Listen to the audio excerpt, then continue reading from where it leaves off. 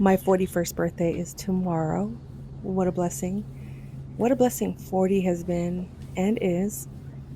Closing out my 30s and entering my 40s last year.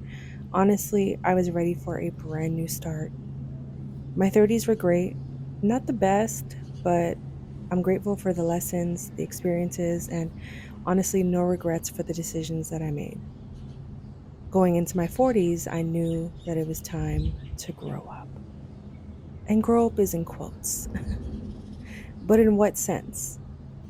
All of the major milestones society places on a typical 40-year-old, I didn't envision for myself or truly want or need. At this point, I'm, re- I'm redefining myself from experience. What am I letting go? What am I keeping? Who am I? Who am I alone? Who am I with people? In business, in love, in purpose, in defeat, in celebration? I had so many unanswered questions about me that I desperately wanted answered. So I began to revisit old hobbies and sports that I enjoyed or never tried. I started taking my fitness journey more seriously.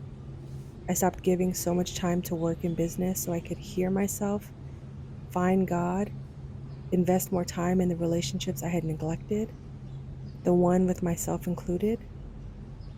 Through this 40B41 journey, I talked about all of those experiences and some I left out, but maybe I'll discuss those one day.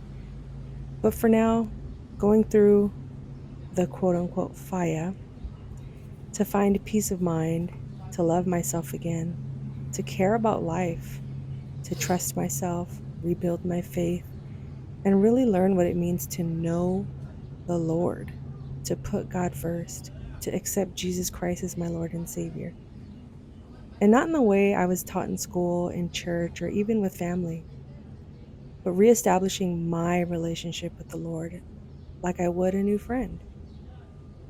And I'll get into more detail on that journey, but for now, I just want to touch base, reflect, and document this time.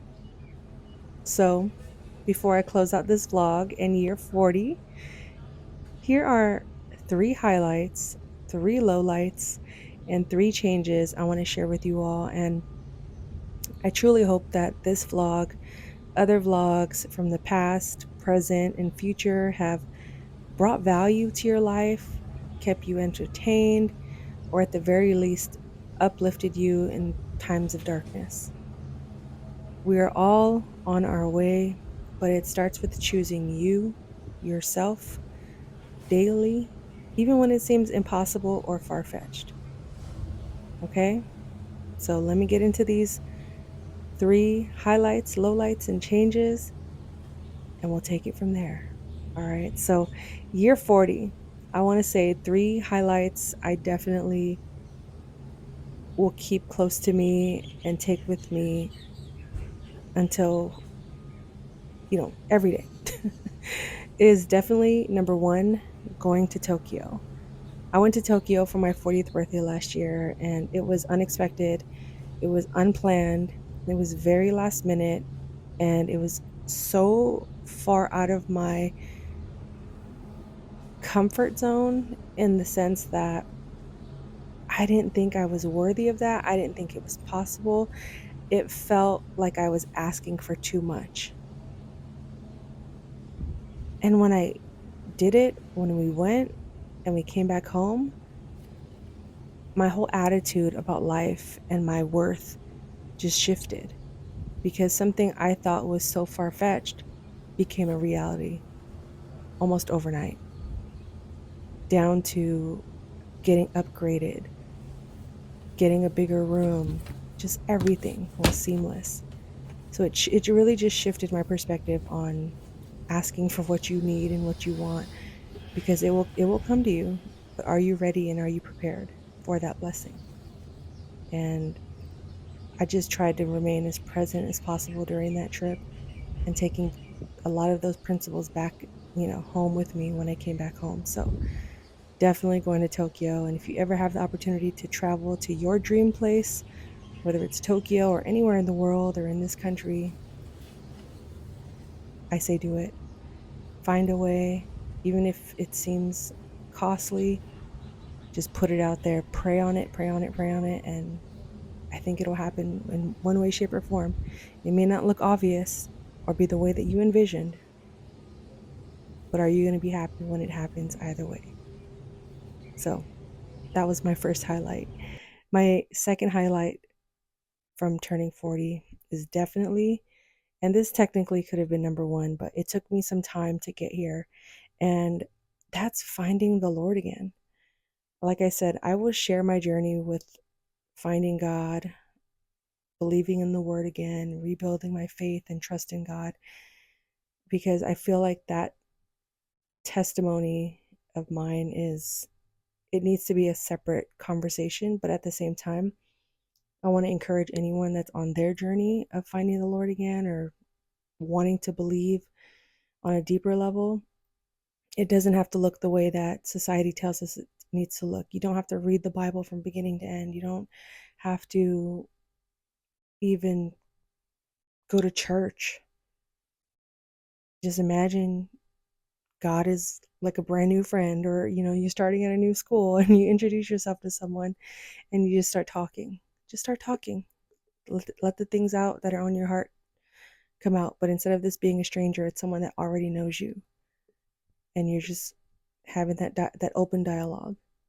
Might be uncomfortable at first, but believe me, it's worth it. So stay tuned for that vlog as well, because I do want to talk about that more. But as a result of taking that path and going through some of the trials that I went through, I really wanted to focus on spending more quality time with family and rebuilding those relationships. I have a big family, and if I consider you family and we're not blood related, then that is the highest of highs in terms of just my showcasing of love. So being intentional, spending quality time and rebuilding those relationships is something that I am actively pursuing and doing. So I would definitely say I'm grateful for everything I endured that has led me to where I am today. So those three things were part of that journey. Some lowlights, we're going to go through these pretty quickly, but I do want to talk about them because they are important to me. Because three of the lowlights that I experienced were just the financial struggles of it all and kind of losing myself in that journey. But I think it's important, if you lose, quote unquote, it all, that each day you find a way to dig yourself out one day at a time, one step at a time. And I think a result of that financial struggle was rooted in just me drinking too much, because when I would drink, I would abandon myself. And that's my third low light, is just abandoning myself and suffering in silence. So I had to figure out a way to let those things go and change my ways and change my surroundings. And as God would have it, as I started rebuilding my life with God, things started to shift, and I felt that shift. It was stronger than anything, but I think I was just in denial of wanting to let go of certain norms and certain people out of my life. And once it all happened, I was like, I'm not going to turn back. I'm not going to squander this blessing or these moments. And three changes that I've implemented and will continue to implement in my life are my faith, sobriety, and my posture. Let me elaborate really quick. My faith, as I talk to you guys about just finding the Lord again and what that means to me, and really exploring the word in a way that applies to my life, but I can also heal old wounds and just open up new paths to growth and self-love and real love for myself. And in order to do that, I need to be sober. That means I'm done drinking, not just for a year or 40 days before my birthday, but for real, for real. That will be a part of my video where I talk about my relationship and my journey with God. But sobriety is a big one that I have to take serious. And it's not something that I want to play with. It's not something that I'm showcasing to brag about or make myself to be better or even be performative about it. Sobriety is a journey that, no matter what scale of struggles you have with addiction, everyone's journey is unique. And for me, this is my journey, because I really do believe my body is a temple. And when I am sober, I am the most blessed because I'm able to experience and remember and be present. So, with that in connection to my next thing, my posture, and I don't mean just physically, I mean, I do mean physically, because I'm sitting here right now with a strained, uh, with a pinched nerve in my neck. And that is teaching me, when I stand up straight and hold a strong posture, it doesn't hurt as much.